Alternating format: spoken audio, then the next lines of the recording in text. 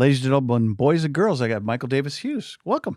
Super happy to be here, Scott. Thank you. You're so welcome. I was reading about you, and I was thinking on the way over here, I go, not only is he a nice guy, but he's got this incredible pedigree, and I don't want to flatter you too much early, but yeah, you've done some cool stuff.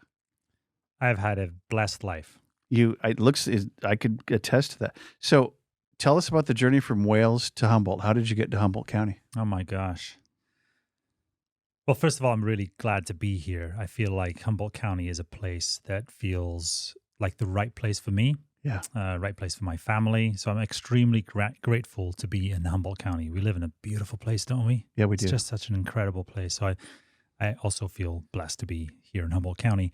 But my journey here, really interesting from my perspective, may bore other people to death. But I came originally to the United States as an exchange student in college. So I was in a small university in South Wales, in Cardiff, the capital of Wales. And in the second year of my degree, there was an opportunity to do an exchange program with Long Beach State in Southern California, right? Know it well. Yeah. So I thought, gosh, California, I mean, just the thought of palm trees and white sand and warmth coming from Northwest Wales. Warmth is a foreign concept for sure.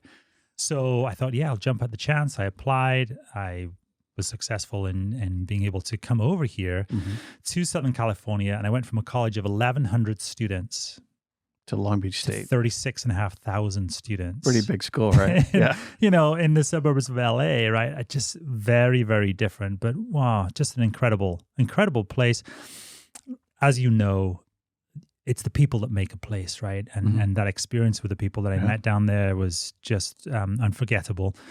So I stayed the spring semester of 1989. So that's when I came over. And then after finishing that spring semester in Long Beach State, I went for a month on a Greyhound bus. I bought a month Greyhound bus and went around the United States for a month, which was a fantastic experience. On the bus? On the bus. Yeah. On the bus. And then... so East Coast around and down? Or? North. So I went Washington, and then I kind of went along the northern states. Right. Up to Niagara Falls. So I guess I did a little jog into Canada and then came back down. And then from New York, met a friend in New York. And then I took the southern route all the way down to Texas, back to California. So I did a circle around the United States. Kind of missed out the middle section. Sleep on the bus or get off the bus and camp? Sleep on the bus. And, I got dropped off in some pretty shady areas.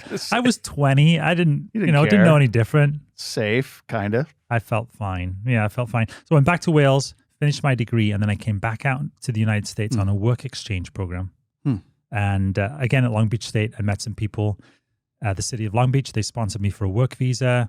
Wow. Worked for the city of Long Beach and went back to school at Long Beach State, got my teaching credential, and then migrated north. Did you meet your wife there? I didn't. I met my wife in Lake County. So my first teaching position was in Lake County, in Middletown in Lake County. Sure. And that's when I met my wife, Tammy. Gotcha. And then she's a native of Humboldt. Right. So we got married up here.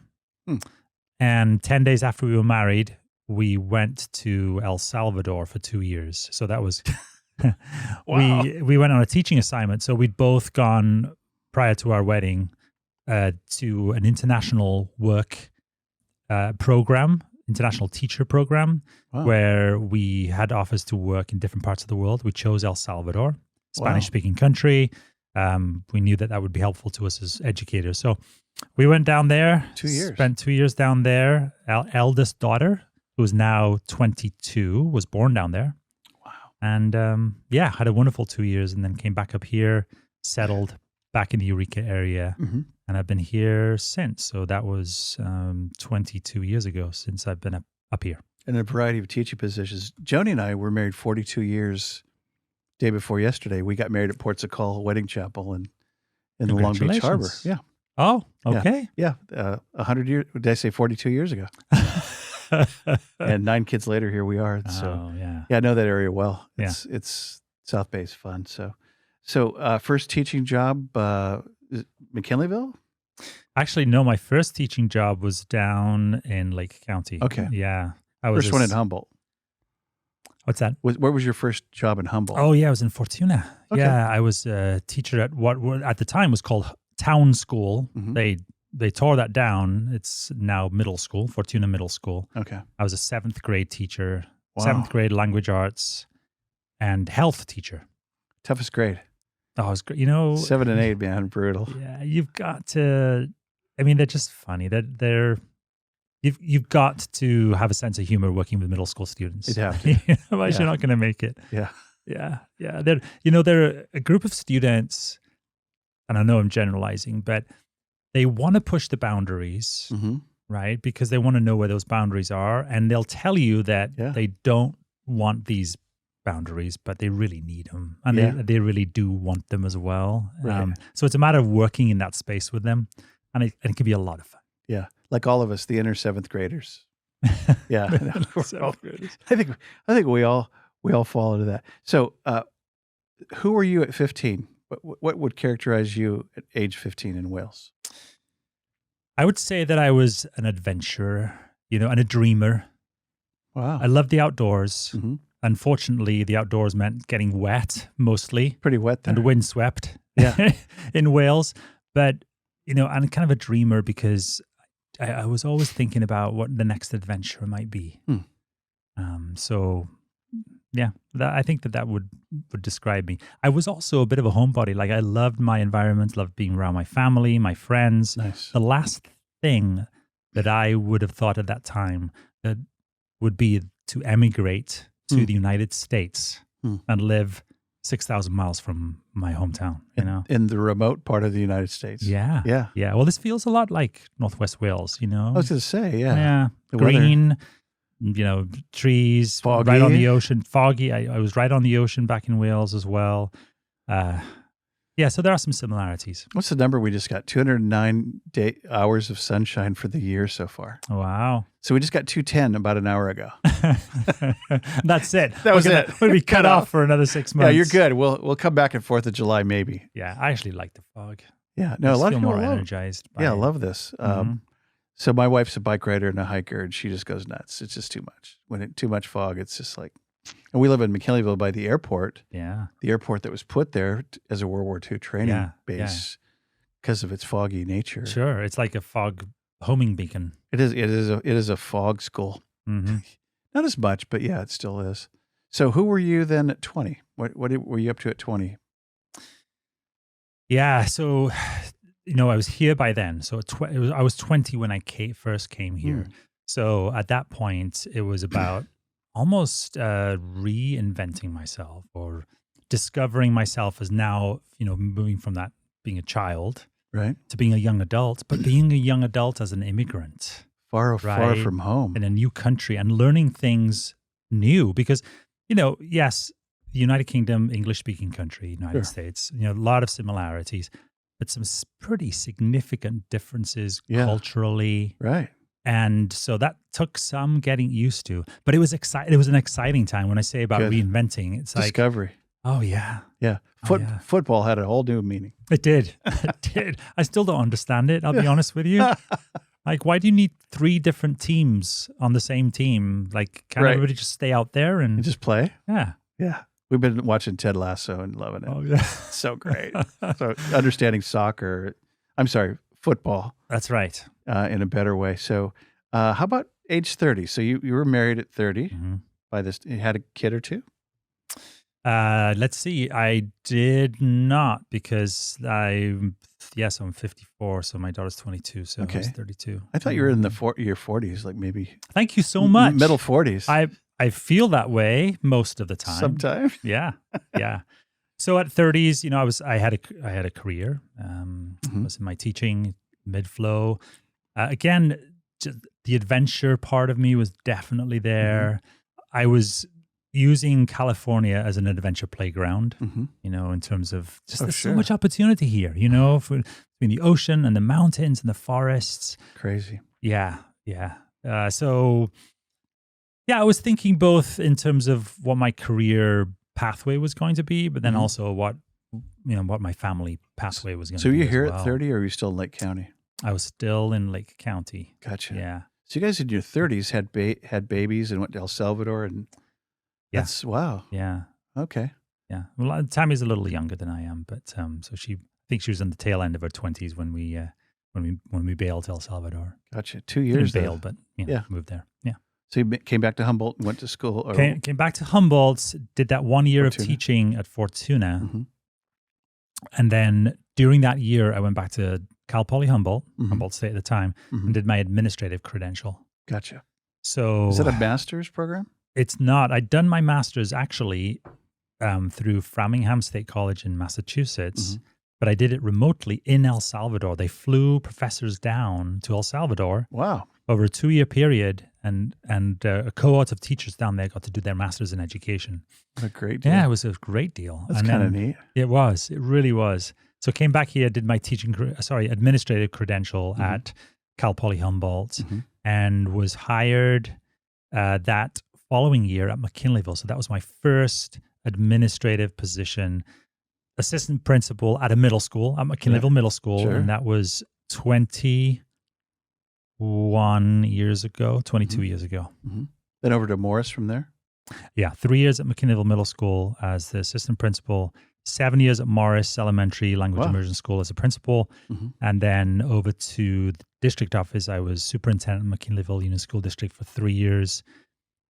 Then I went over to Eureka City Schools. I was there for 6.5 years. Wow. As assistant superintendent of educational services before being appointed at the county office of education as superintendent. And then Your current position. my current position. And you were just recently re-elected? Yes. So it would have been elected because I was appointed to finish out the term of the previous superintendent, and then elected to the position in June of 2022. Gotcha. So you know Mrs. Nolan then at Morris? I do. Yes. They're dear neighbors. Absolutely. Yeah. In fact, Phyllis is Mrs. Nolan's father.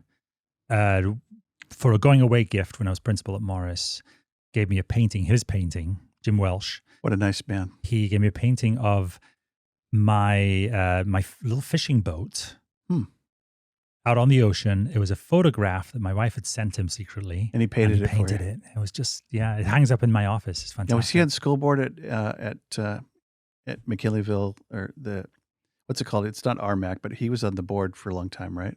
No, I don't know. Board member of some sort up there, Yeah. I think. Yeah, great family. Great family. Sweet, sweet guy. So how about age 40? Where were you at 40? Probably in McKinleyville, teaching at McKinleyville. It sounds like. Yeah. I was up in 40. That's 14 years ago. So are you riding bikes at this time? Or are you I'm riding bikes at this time, but not to the. I mean, I've always enjoyed cycling. I was doing triathlons, a little bit of triathlons at that time, and I was distance running. So I was running marathons, endurance running, but a lot of running here. There's great running. So was Mike Pigg a cohort at that time? Was he still competing? No, I mean, yes, he was competing, but I wasn't in the same league as Mike Pigg. Right, he was a world-class triathlete. Absolutely world-class triathlete. So no, not to that extent at all. I was recreational. Gotcha. You know? I mean, I had competitive aspirations, but you know, not at that level. At least not in that sport, right? So I kind of found my niche, I guess, as time went on, and found something that I felt pretty successful at. Meaning cycling? Cycling. Gotcha. Yeah, ultra endurance cycling specifically. Yeah. The longer it is, I guess the better I do. So let's go, big segue. Let's go immediately race across America. So tell us what the race is, and then a little bit about how many times you've done it and your results. And is it still Team Red Dragon? Team Red Dragon. It's still your team? It's still my team, yes. Nice. Incredible support crew. So the race starts in Santa Monica? It starts in Oceanside. Oceanside, California. Yeah, it's in Oceanside, California. One of my hometowns. Yeah? Yeah, my dad sold insurance on Camp Pendleton. Is that right? Yeah, I thought insurance was for chumps and people like my parents. It was terrible. And then 10 years ago, I became a good neighbor, and it's kind of funny. Good luck escaping your DNA. Yeah. But yeah, I loved Oceanside. Yeah, right at the pier right there, right? It was right at the pier. So that's the starting point. Oceanside's cool. It is. It is. Ends in Annapolis, Maryland, and on the eastern seaboard. So it's 3,000 miles of nonstop racing. Clock doesn't stop. There's a time limit. You have to complete it as a solo rider. You have to complete it in 288 hours or 12 days. You have 12 days to complete. 12 days, 12 states, 3,060 miles. It depends on what kind of diversions there are due to weather or road construction, but about 3,060 miles. 170,000 feet of climbing. You go over the coastal range, the Rockies, Ozarks, and Appalachians, which are really tough because they come at the end of the race and they're super pitchy, super steep, and they just up, down, up, down, right. up, down. Yeah, so they're you go through brutal. Iowa? No, don't go through Iowa. So you go south at Missouri? Yes. Okay. Yeah.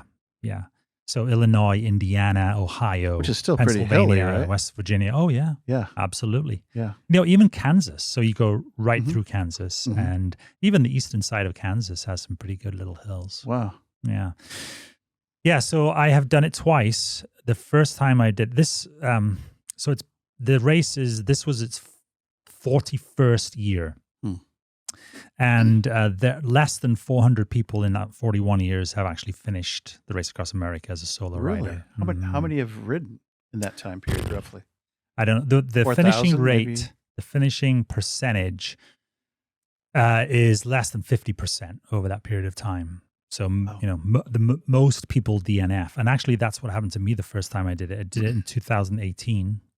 And I made it 2,500 miles. I was in eastern Ohio between Chillicothe, Ohio, and Athens, Ohio, and I was just so spent. I had nothing left, and weather was terrible. The thunder and lightning, sheets of rain across the road, and I was running up against the time limit. So I just pulled the plug. My team, my crew, agreed on pulling the plug with me. Looking back on it, could I have kept going? Should I have kept going? Right. Yeah, probably. But maybe. At the time, it was the best call for that moment in time, And so no regrets there, because it then just fortified my determination to come back and conquer race. It. Yeah. Tell us about the second race. Yeah, second race. So first of all, the first race, I raised money for early literacy. So we raised $30,000 for early literacy, and actually run through the Humboldt County Office of Education. So we were able to help sponsor volunteers to work with kids, get trained, work with kids in classrooms who were struggling with reading. And as an educator, that certainly motivated me, right, to kind of keep going and raise that money. And then in 2021, raced again, was successful this time.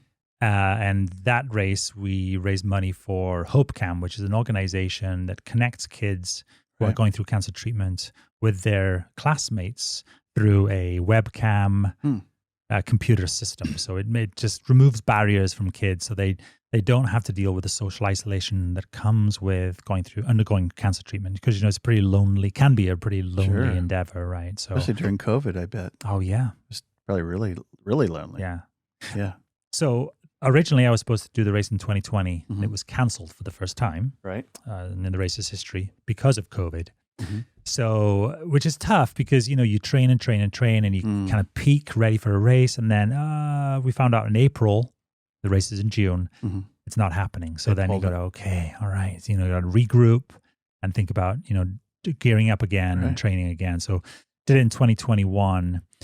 And 7 of the crew members that did it with me in 2018 came back to crew with me again in 2021, which is great. I mean, these are volunteers. Sure. These are people who give 3 weeks of their lives. That's just for the race, but we did some training rides as well together to practice. These are your bros. These are a family. I mean, they're like family. You really develop this really strong bond. So extremely grateful to them. And they make all the decisions for you. Once you get past about day 2, Scott, because you're riding 18 to 20 hours a day in these extreme conditions, your mind turns to mush. You can't make good decisions. Right. And so you rely on your team. You rely on your crew chief, because every team has a crew chief who's really directing, orchestra. They are the conductor. So they're dialed into what the roads. And I had a person who was in charge of my nutrition. I had a masseuse. I had a person that was in charge. I had a counselor who, provided kind of that counseling support, not just for me, but for the for the crew as well. Are you seeing things on the road? Yeah. You are seeing things on the road. Yeah. So Joe Yeah. Rogan did that interview with Matthew Walker, who's Yeah. the sleep expert, and he was talking to long distance athletes, and he said this one gal said that she was running above the road. It was like a 24-hour run. Yeah. And just all, pink elephants, the whole nine. Yeah. And they were very real. It wasn't, faded pink out. They were right there. No, it's very real. Yeah. What's interesting about hallucinations, I'd never had them before. Mm-hmm. I had two during the first ram. Mm-hmm. One was in eastern Kansas. It was sunset, and the locusts were just super loud in the trees. Huh. So I just remember that. And I was riding up a hill, and I was looking over to my right, and I saw a familiar person next to me on a bicycle, except that person was about 10 feet off the ground, riding the bicycle alongside. Okay.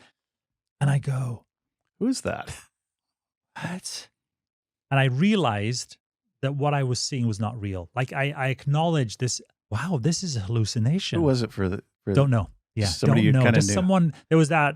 I know that you're familiar. I don't know who you are. Kind of like a dream. What are you doing here? 10 feet off the ground. 10 feet off the ground, and then the very next morning, I must have been super exhausted that period, 24-hour period of time. The very next morning, I was riding. It was sunrise, which was always a tough time for me because it's just super sleepy. Mm-hmm. And I looked over at the road. I was on the shoulder. I looked at the middle of the road, and the road asphalt was replaced by this fine webbing that I could look through and see a tropical rainforest beneath me. So I was like on this upper level above this tropical rainforest. Nice. And that lasted about 2 minutes. It was a very pleasant experience, to be honest with you. But I also acknowledged it was not real, right? More disturbing, though, I had these manic episodes where I believed that my crew, in 2021, I believe that my crew were trying to sabotage my race and were trying to, I believe they'd put glue on my tires. Wow. I believe that they were making me go off the course, up and down the same hill over and over again. Just crazy stuff. Just crazy, yeah. But we made it. Yeah. That was the main thing. There were only 3 of us that finished that year. And 2021, there were the whole field. Yeah, and it was, the heat in the desert was just unbelievable. Wow. 125, like shade temperature, 125. They had an excessive heat warning for the desert, which is normally hot, and so it was absolutely brutal, and people were dropping like flies. And I think the 2 other people that finished, I believe they both had IVs. They had to have IVs. I didn't, but it was touch and go there through the desert. I didn't think I was going to make it, to be honest with you. So IVs are legal in the race? You can, yeah. Race. You can have IVs. If I remember right, you were behind it at the half or at the Mississippi cutoff. I was way behind the time cutoff. They just let me continue because there were so few people left in the race. It just felt bad. And that was in Durango, in Colorado. Okay. And then once I got into the Rockies, I was like, oh yeah, this is much better. It was cooler. I was in the mountains. I loved to climb, and then our team just went from strength to strength, and we managed to finish within the time cutoff. If I remember, did you set some sort of record for the second segment?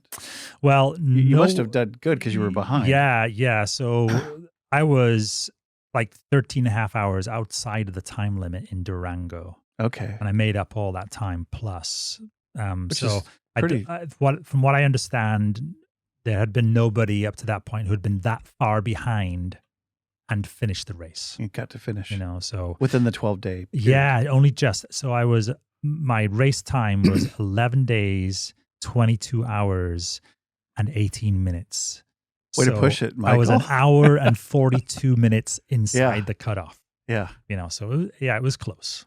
Joni's brother, Scott Hansen, raced the Western 100 up in Auburn or wherever. It's American River. Anyway, you have to finish in 24 hours. Yeah. You come from way up in the Sierras and you come down and it's nighttime. And anyway, so you get the belt buckle. That's your there you go. I think it was 23 hours, 52 minutes. Oh my gosh. That's like, whew. Yeah, really obsessed. Want that belt buckle. Right. So. And just an incredible experience, I bet. An absolutely incredible experience. And kudos to the crew, but also to my family. There was a lot of sacrifice there because I was training. And if I wasn't training, I was sleeping, and working, Right. So They put a tremendous amount of Because you had a day sacrifice. job while you were doing that. Absolutely. So I Yeah. would get up between 1 a.m. and 2 a.m. every morning to Wow. train. That's Because I right. couldn't do it. I mean, I had meetings in the evening. I wanted to be with my family. Wow. So that was the only time I could do it. So it is a group effort to realize Always. your dream, which is their dream. Absolutely. Yeah. The biggest satisfaction I got crossing that wonderful. finish line in Annapolis was seeing the faces of my my crew. You know, they were waiting there and they were just ecstatic. And I was ecstatic for them. You know, they'd given so much to help me realize my dream. And it felt like the least I could do was finish for them. Right. You know, talk about joy. Unbridled. Yeah, I bet. What'd you do after you were done? I slept for a long time. Where's the RV? So, you know, we left the finish line and we went to this little tavern on the square in the city dock of Annapolis. And I ordered, I don't know what it was, burger and fries or something like that. And before the order came, I was fast asleep. And there were photos that were taken. They took all their team hats and they put it on top of my head and they took photos. I was out. You never remembered a bit of it. Yeah. So then, the next day I flew back to Humboldt, you know, and with races like that, where you've put so much energy into training, and I think this is true of anyone who does something that they build and build and build and build for, and then it happens, and then there's this kind of anticlimax. It's psychologically, it is tough to re-engage with normality after that. Come off the mountain. Yeah. Yeah. It affects you. I mean, physically, I recovered probably in about 6 weeks. You know, I had saddle sores.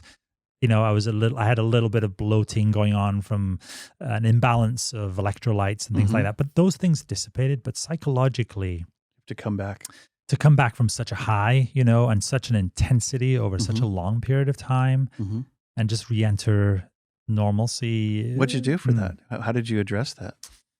I struggled, to be honest with you, for a while. You know, but I did have conversations with other people who had done. We know it's kind of a close knit family. This ultra endurance. There aren't a great many of us, and so I did rely on other people, you know, to kind of help me through that. And obviously, my family being totally supportive. But it's a spiritual journey as well. I bet it's a spiritual journey as well. And I think that, you know, people have asked, well, why did you do that? You know, why did you go back? You know, you didn't make it the first time. Why in the world did you go back and try to do it again? You know, all that pain and suffering. Why would you put yourself through that? And I think that as humans, you know, we've had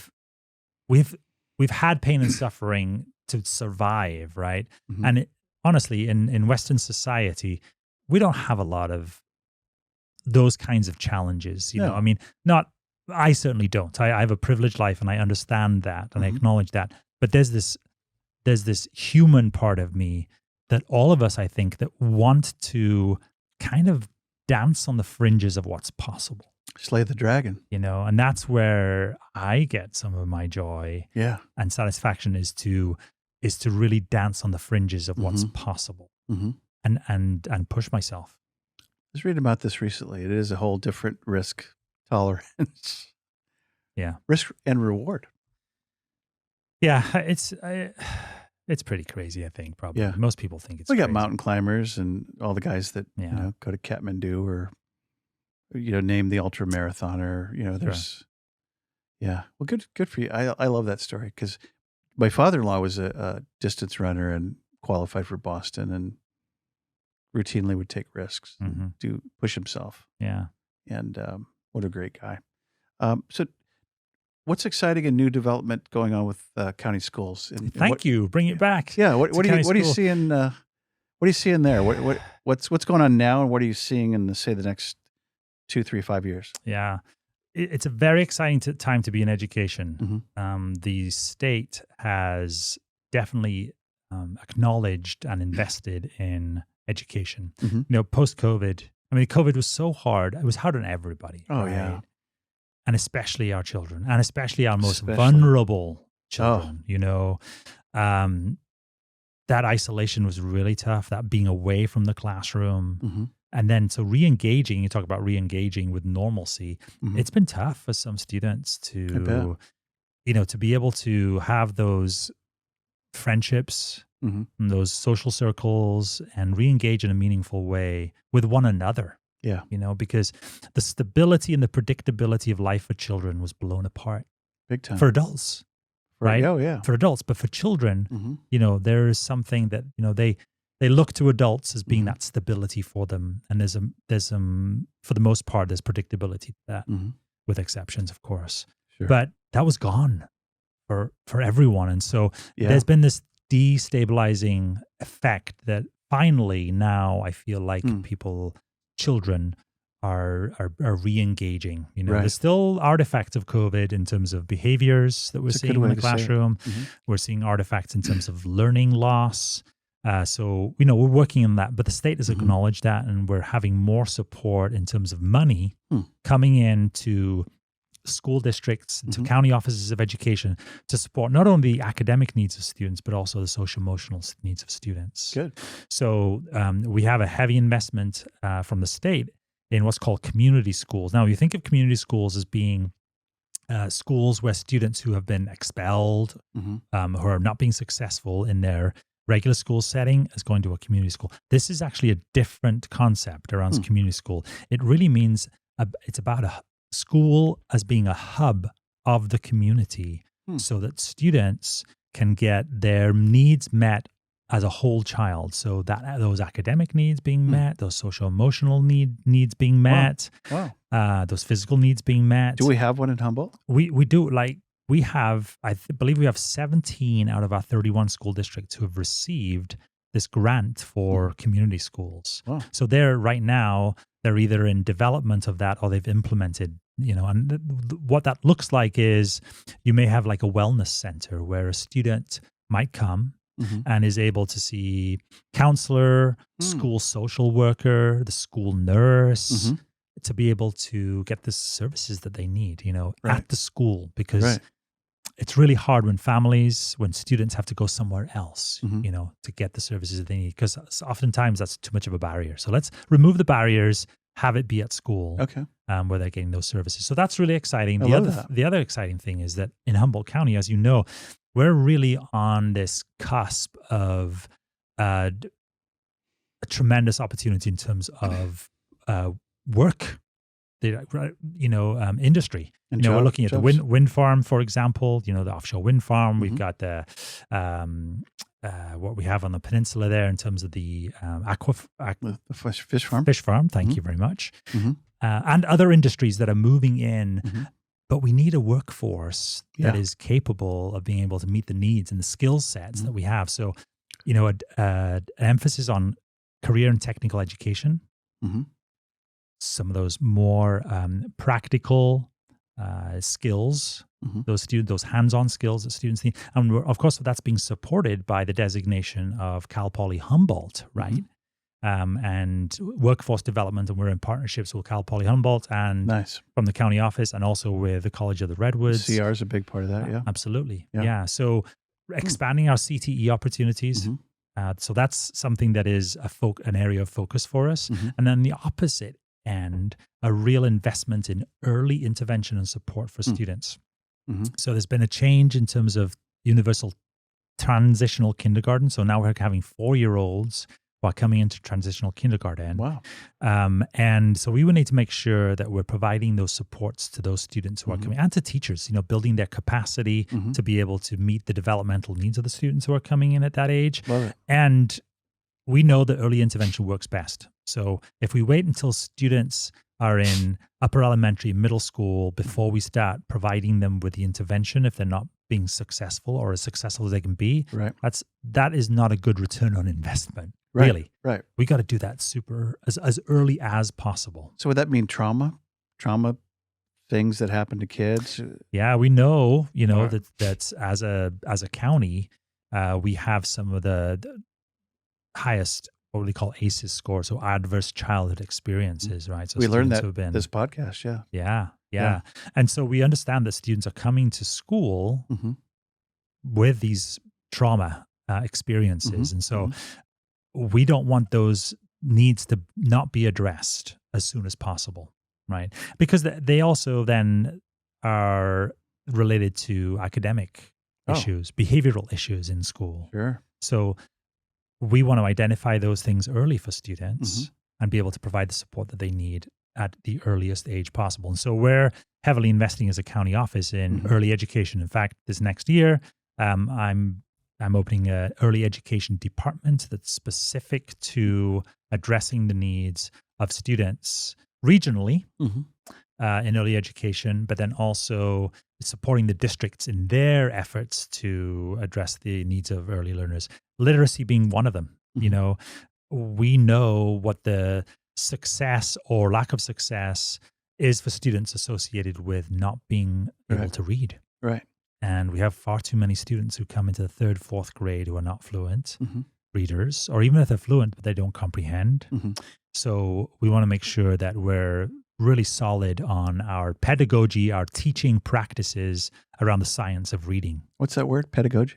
Pedagogy. What's that? What does that mean? It's a teaching of students, you know, it's best practices, it's evidence-based practices that we know work for students in terms of their learning. So that funding mechanism for community schools, is that more California State Legislature? Is that Gavin Newsom? Is it both? Is it? Yeah, well, it is an approved budget, so it goes through both houses. You know, it goes through the Senate and the Assembly. You know, the governor proposes his budget, and then there's that political back and forth before the budget is approved. But yeah, there's strong support for education. This governor certainly has been a strong proponent of education, and there are dollars behind it. Now, you know how the budget in California is. It's like the Appalachians, great peaks and great valleys. Great valley, right? And right now we're still riding the one of the peaks, but we have to be prepared. We'll go broke again. Well, yeah, and so we can't have students be the pawn of that, right? And so we want to make sure that we have sustainability to be able to provide these services for students. So I'm always, and I know that my work colleagues and administrative colleagues and teaching colleagues across Humboldt County feel the same way, is that, let's not hold our kids hostage to the whims of the legislature. Let's make sure that we are, regardless, we're going to give students the best education that we possibly can. That's right on. And, I'm very proud of the educators in Humboldt County. There's some amazing teachers here. Absolutely. Yeah. Can we talk about autism for a second and people on the spectrum in terms of student body? Yeah. Is that on the rise? What's your? It's interesting thread of this podcast because Officer LaFrance and others, and we had Mary Keene here. She talked about her project in McKinleyville. So, is Humboldt County subject to more autistic people than elsewhere? Is it how does that play, and what services do you guys offer? Student body. Yeah, so we work closely with the regional center, our CRC, when students at the very early age are identified as having some challenges, right? So students who may present themselves on the autism spectrum. So you know Kim Smalley, the director? Yes, I do. And so we work to see what services they're going to need as they transition into preschool. And so we provide itinerant services, special beginnings program for students regionally who not only are on the autism spectrum, but also with other developmental needs that they might have. And really, we're moving towards supporting them so that they can be successful in a regular school setting. Because you want, and you've probably heard this term before, the least restrictive environment, right? The LRE. That is our mandate, is to provide a free and appropriate public education in the least restrictive environment. And so how can we provide those supports for students so that they can be with their same age peers and be successful? As far as the number of students, we are seeing an increase in the number of students that we're serving at an earlier age who have identified as being on the autism spectrum. And I don't know whether that's because we're better at identifying or we just have more students that have that. One of the things that I think is important for us to understand too, and words matter, right? So we always strive to talk student first and condition after. So, Yeah. rather than autistic students Yeah, or special education students, right. it's students with autism. It's not the Students, cancer kids or the Downs kids. yeah, It's absolutely. Yeah. We want to make sure that we're being really mindful of that. Mindful is a good word. I like Yeah. that word. Words matter.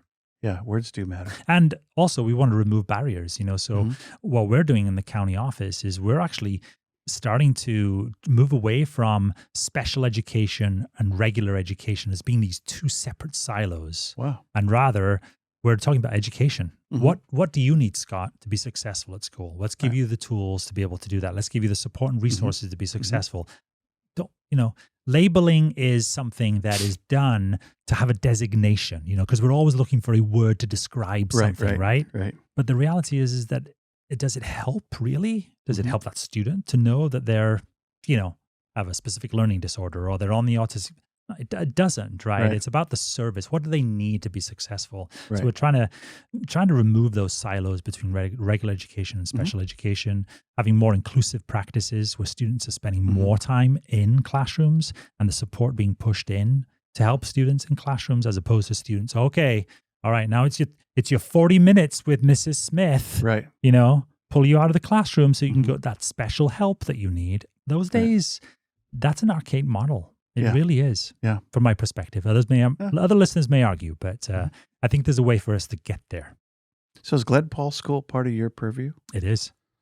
So that's a regionally run program through Humboldt County Office of Education. Okay. And we have satellites. So there's the main Glen Paul campus. Tell us what Glen Paul is, first of all. Most people want to know. Really. Yeah, so it's a school. It's very unique. There's only a few of them in the state left, right? That's right. There are. It's so it provides services for students all the way from TK through age 22 actually, and these are students who have significant challenges. Cognitive challenges, physical challenges. And Glen Paul, he was an educator, was he not? He was an educator. Special ed. Yeah. Okay. Yeah. So they named a school after him. Well, great people. So we have a son, Gabriel, who's been all the way Yeah. with autism and Downs and through the system and all the way through Mac High and had a great county experience. I'm glad to hear that. We're always looking at how we can improve. But I will say, the staff at Glen Paul, just such compassionate, committed. Oh boy. Individuals. I mean, they and they just they have relationships with kids that just there's a sense of belonging there. Is it okay if I cry on my podcast? so I sat with Michael Spangler, who was do you know Michael? I do. A sweetheart, and he brought Joni and I and sat us down. This is probably 20 years ago. Gabe was 4, 5 years old. Yeah, and he goes, "Well, just glad you're here. Gabe's got autism. We believe he does. We're going to test for it." And Joni, my wife, just started losing it and crying, and I'm going, sometimes ignorance is a lot of bliss. And I go, well, he's the same Gabe that's going to come home tonight and have dinner with us. So I didn't get it, but the fact is it's pretty impactful. But his compassion, to your point, that staff was extremely, what's a better word? What's a bigger word than compassion? They were just all encompassing, wonderful and fantastic and amazing. So so it is one of the very few of its kind left, right? Of its kind, it that is true. Yes, there are very few across the state, and we're looking at continuous improvement of all our programs. So when I talked about inclusive practices, we're looking for opportunities where students who attend Glen Paul can spend more time with their same age peers in other settings. Come off campus, go to whatever. Yeah. I think we've got to look for those opportunities to do that while also meeting their needs, right? Right. So, every student is unique. Every student has different needs. And so, we try to make sure that every student gets what they need, which is always different. Gotcha. It's always different. However, we also know that students need that opportunity to be with their same age peers in a variety of different settings. I love it. I think we're forward thinking. So we do a little feature on 100% Humboldt. Yeah. And one of them is the Humboldt quiz. Are you ready?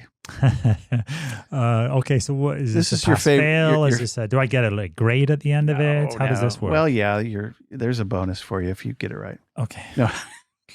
pressure's So, on. so we're just gonna go favorite. So Yeah. think of it as best of Humboldt, but I can't say anything like that because it's trademark probably. But what's your favorite beach? Hmm. In Humboldt, Mhm. I would say that Centerville Beach is my Ah, beach. Yeah, nice. And down south of there's a yeah, whole yeah. yeah, and I love that. Just those the little coves after that, Mhm. south of Centerville Beach. Yeah, Yeah. beautiful. What Mhm. about hiking trail? And not that one. No, not that one. Favorite hiking trail in Humboldt. Whew, that's a tough one. I really enjoy being in the Arcata Forest, community forest, the Yeah, trails in the Arcata community forest. I spend a lot of time on my bike, so yeah. uh, yeah, I'll say it. Easy segue. What's your favorite bike ride? Mm, gosh, there's so many. It is a bike rider's So paradise you got here. 50 miles. Where are you going to go? Oh, 50 miles, hands down, Butler Valley Loop. That's a 50 miler Okay. from my house. So, out Old Arcata Road. I live in Freshwater, out Mhm. Old Arcata Road, out to Corbell, Yep. climb up Corbell out towards Maple Creek, Yep. and then Butler Valley Road up to Neeland Road, and Down. back down Neeland Road to Freshwater. That's a 50-mile loop, and it's And you're home. stunning. Yeah.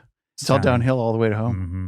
I like it. Where do you eat out? If you had the bonus certificate tonight, where would you take your sweetie? Oh yeah, we rarely eat out, and I will, kudos to my wife. She's just such a great cook. Uh, That, but I really have a preference for Indian food. ah, So like tandoori bites. Really just got to enjoy eat Indian there. food. Yeah, yeah. And then United Kingdom, the Indian food is pretty They said it's popular. it's the Mexican food of England. Yeah. Popular ethnic food in because we have a lot of families from India and from Pakistan, and Sure. yeah, so I love Indian food. I saw a lot of Turkish barber shops. They had that side cut Oh, everywhere. yeah. We got to go a year ago this week. We were in Ireland and Oh, wow. and Okay. Scotland and England. It was amazing. Saw a lot of barber shops. Yeah, you didn't say Wales on that one, so I'm We going to give didn't you a go hard through time. Wales, I'm gonna Cardiff, give you a hard time with that. but I know where Mhm. Cardiff is now. That is Yeah, South Wales, capital of Wales. Love to go back. Just have a son that got a job with executive Nike. Actually, his wife did in Wow. Amsterdam. So Oh, turns out we have to travel again. Doggone it. I'm so sorry. Yeah, it's supposed to be fun. So I'll keep you abreast of that. So, I use end the show on two questions. Probably Sure. should start the show with this. Hmm. So I'm going to ask you, who are you and what do you want? So I'll start with the first one. Michael, Yes. who are you? Who do you want me to be, Scott? No. Um, Yourself. I think that I could answer that in the same as you led off about, who are you at 15? And I answered that I am someone who is an adventurer, and I am an individual that has a zest for life. Like I every day is It's cool. a great opportunity uh, to celebrate life. And I try to do that to the fullest because I do know that our time on earth is limited, and so I want to Yeah. make the most of every moment, Yeah. and try to bring my best self to every situation. That's the Great answer. challenge. Yeah. That's the challenge. That is the challenge. Yeah. Especially when you get old. Like, what did you say? You're 56? 54. Yeah. 54, sorry. Yeah. No, it's okay. Case of advanced maturity. And then what do you want? What do you want for yourself, Humboldt, your world? Yeah, and this kind of crosses over between my personal and professional lives, but I have I love children, and I feel like children deserve to have a better life than each of us has. Like that's our moral imperative is to create a better future That's great. for our students, and so that's what I want. Great. I like that. Your interview, since you're a podcaster, Yeah. what would you like to ask me before we're done? What motivated you to want to do podcasts? Because you'd mentioned at the beginning of the show that Oh, you'd had this idea about writing a book, Mhm. and that morphed into actually having doing podcasts. So Yeah. tell me about how that happened and why that happened. how the turntables have turned here. I guess I asked for that. So I took a challenge with a coach to do 100 days of writing. Started a blog called Great Neighbor Scott, which has been renamed 100% Humboldt. And I started basically writing daily, and my goal was to hit 100. I hit 105, and I sputtered off the last 2 weeks, but I still have some good content, I think. To get better at writing and to write a second book, I wrote a book called The Everyday Dad. I should have that sitting here, with The Everyday Dad. Available on Amazon.com. And so I did that, and in that process, she talked a lot about podcasting. And then my daughter, Kalia, up in Medford, we have 9 kids, as you know. Yeah. She is Kalia's Corner, and she's done a very nice job. She did an hour with me, and it was like, it was an epiphany. It was like, oh, she squeezed Dad, and I came out with all of it, and it was fun. And then this gentleman here, Nick Flores, our producer, had me in to talk about Humboldt Heroes. As you know, we recognize veterans once a month. And so I thought, I don't know where it came from, but I thought, this is a great county. You said it is the most amazing place on earth. In many ways. In some ways, it's a paradox, because there's a lot of sadness here amongst the earth. Yeah. But and the people here are what make this a special place. And so I got the idea, let's find the movers, the shakers, the difference makers, the people that are doing it and making this a better place. In your case, with children and teachers and the whole education world. And let's talk to them. Let's find out what makes you tick. Where are you coming from? And there's a lot of people that do it quietly and prefer it that way. But I think not only they deserve to be recognized, which is not what they do it for, but we all need to hear from them so we could be inspired to be amazing and live life and return to joy and be present and be magical and connected and form relationships and all that. That you inferred and didn't. But I think that's part of being a community. And so my hope is that we could do that. Nick does that a lot with his podcast. It's Amazing Growing Pains. And I'm sure you do it at yours at County Schools. Real quick, tell us about that podcast, and we'll definitely cross promote it in the notes. And yeah, sounds great. So it's called Humco Learn. Okay. HUMCOE Learn. And yeah, so it's my guests are individuals whose work intersects with education. And so it's just an opportunity to hear from them and about why it's important that they cross into education. So county, you mentioned county health. Yep, done county health, law enforcement, court system. Wow. Yeah, we've had people from a variety of different Regional Center would be another one. Walks of life. Yeah. We haven't had them on yet, but yeah, we'll certainly bring Kim them Spaulding's amazing. Hi, Kim. You promised to be here first, but bonus question, and we're done. Yeah. What do you want your grave marker to say? What's your legacy? What would you like your legacy to be if you could pre-write it? Honestly, I don't want to take up valuable real estate with a grave marker, honestly. Okay, that's fair. I think I'd prefer the ashes out on your the metaphoric ocean. grave marker. Yes, exactly. What's your legacy? My legacy what I would like it to say would be, he tried really hard to tell good bad dad jokes. Nice. Yeah. Good bad dad jokes. Yeah. I got a few of those. Do you? Yeah, can't think of any right now. Can't you? Yeah. Can I just give you one? Please. Just to finish. Yeah. I went to a wedding last weekend where 2 antennas got married. Now, the ceremony was so-so, but the reception was outstanding. Very good. Bad dad joke. Ba-da-ba-ba-da. With that, Michael Davis Hughes, what a pleasure. Consider you a gem and a friend, and thank you for being here. It was my pleasure. I appreciate the invitation. Hope to have you back. All right. Thank you, sir.